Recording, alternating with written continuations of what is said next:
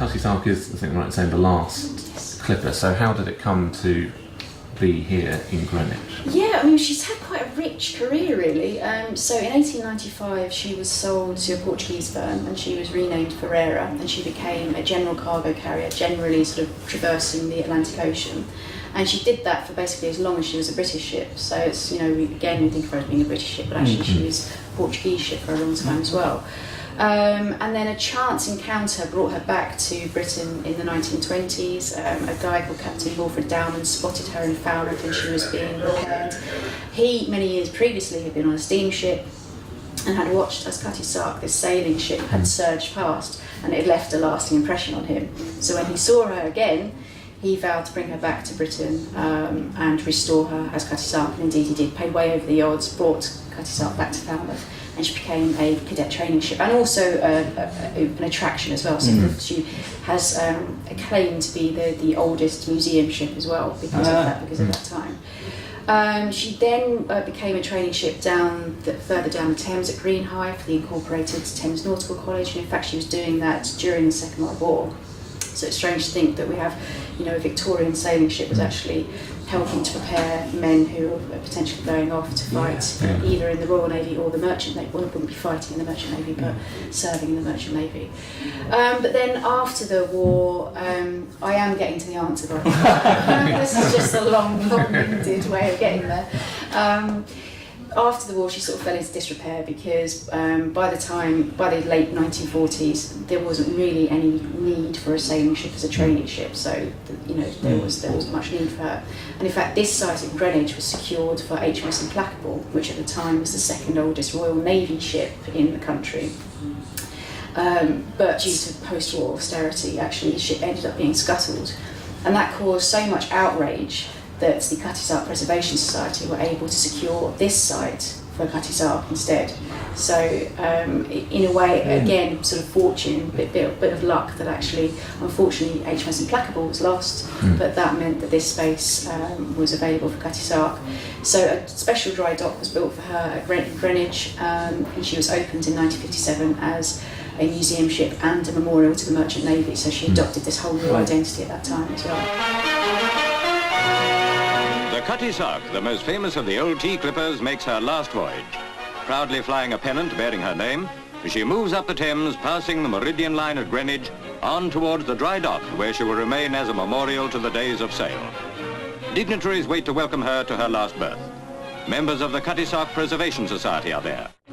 It is due to their efforts that the ship has been spared from the breaker's yard. Entering the dock, the clipper grazes her side, but no great damage is done.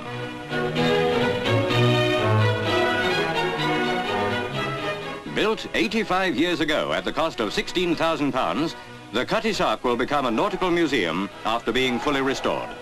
The Preservation Society hope that she will last for at least the next 1,000 years.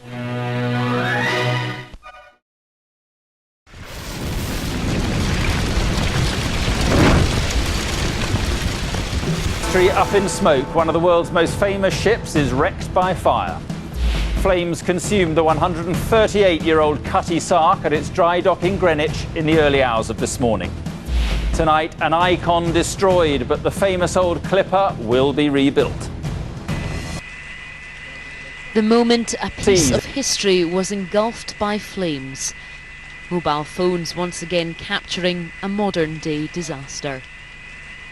The ancient timbers of the Cutty Sark went up like tinderwood. Fire crews approached cautiously. Nearby gas canisters posed an initial threat. Thereafter the flames were quickly put out, but not soon enough to save the Cutty Sark's decking. Then a few years ago, she was almost lost to a terrible fire that was obviously worldwide news. So. Yes, she was. Again, see, this story of luck and survival. So in 2006, we began an extensive conservation project, and that project was all about conserving Cutty Sark's original fabric for the future. So the project involved stripping her original materials for treatment elsewhere. And that process began in 2006. When the fire struck in 2007, actually the vast majority of original material had already been removed. So while the fire was devastating and it was gutting, it went through all 3 decks of the ship. Those decks weren't original.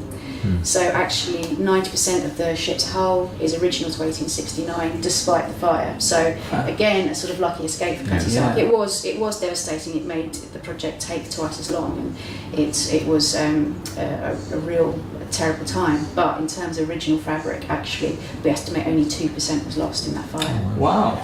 Because it's one of those, when you saw it on the news, Oh, it's awful. you thought, well, what's actually going to be left of the Absolutely, ship, but and it it's wasn't actually all there. no, and that's it. And it's interesting for us when our visitors come, because that's one of the first things they want to know about. It's one of the first things they ask.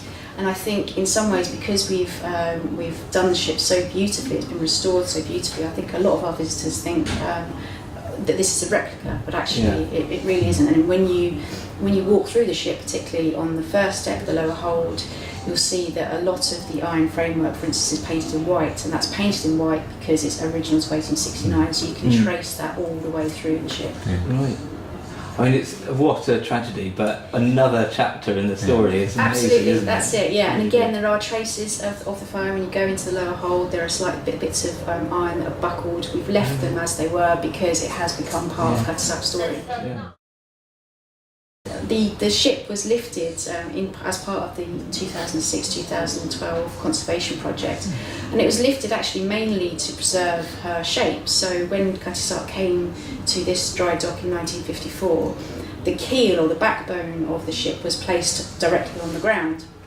After 40 odd years and 15 million visitors, that was starting to skew the shape of the hull, and it was forcing it outwards.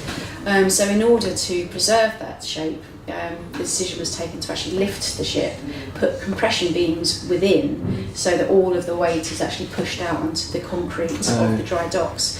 So in some ways, the fact that you can walk below and have this sort of wonderful view is almost a kind of happy accident, because the priority was about preserving her original shape. And that's it's being supported as if it was supported by water all round, so it's the perfect shape. In many ways, yeah, absolutely, yeah. Right. Scandal. Yes, I would say there's certainly scandal, and a slightly dramatic episode for Cutty Sark. While she was tramping, so this is in the period in which she was taking different cargoes from port to port, and in this particular voyage, the first mate, who is effectively the second in command, so the master is the top, and then the first mate is the next down, was a man called Sidney Smith, and he wasn't particularly popular. He was quite tyrannical. He was good at his job, but not very popular with his men. In fact, after only a couple of weeks, 7 people just deserted the ship because of this man. The captain had to quickly find new recruits, and amongst the new recruits was a guy called W.H. Francis. He crewed as an able seaman, so that's a relatively skilled role. He'd have to have sort of competency in things like rigging and so on. And it became apparent fairly early on that he wasn't quite up to the job. So he met with Smith's ire on a number of occasions. They clashed and clashed and clashed, had physical fights, and were not getting on at all. And then one stormy night, again it's always a stormy night, in August, Francis ignored the orders that he was given from the first mate. It's unclear whether perhaps he might just not heard him, or whether he was being petulant. We don't know. It could be somewhere in between. Who knows?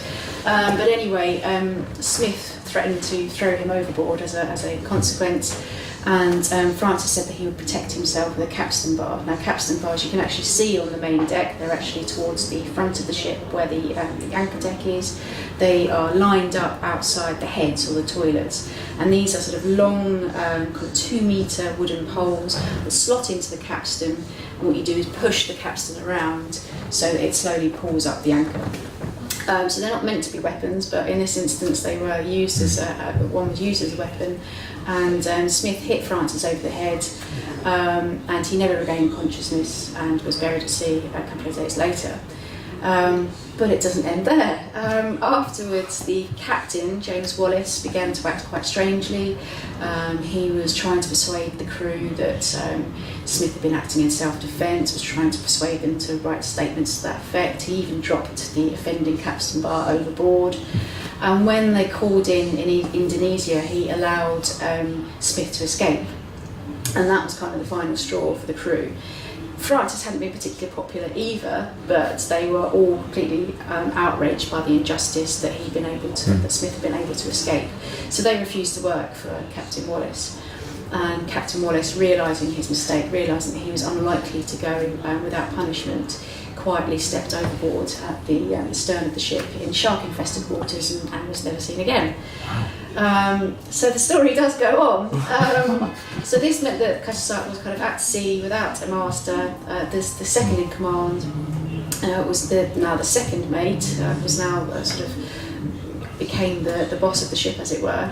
And he apparently was so short-sighted that he couldn't navigate the ship back into a port. So an apprentice had to do so instead. They awaited instruction, finally got a new master who turned out to be a bit of a drunk and a bully, and he basically, well, there were many more deaths effectively. So at one point in the voyage, Cutty Sark was quarantined and 3 men died of cholera. There were several suspicious accidents that occurred on board on this same voyage. The theory going that William Bruce, who was the replacement captain, he had to get new recruits when they called in Australia, and Australian recruits were always much more expensive. And so suspiciously, the Australian recruits suddenly started dropping like flies because they were expensive. And basically this voyage took over 2 years until they finally called in New York, and everything was revealed and the whole crew was replaced. So quite a dramatic episode. Yeah, I was expecting just one death. No, 7 deaths and a fugitive of the law on that one. We know it as the Hellship Voyage, and in fact a couple of years after that, Sidney Smith was spotted in London by, we think, the carpenter. He was arrested, he was tried for manslaughter, and he served 7 years penal servitude. So he did, he was caught in the end. Yes, absolutely. That's even more impressive that the ship still made it today. Yeah, absolutely. Yeah. I mean, what were they doing to New York? It wasn't yogurt or anything that went on.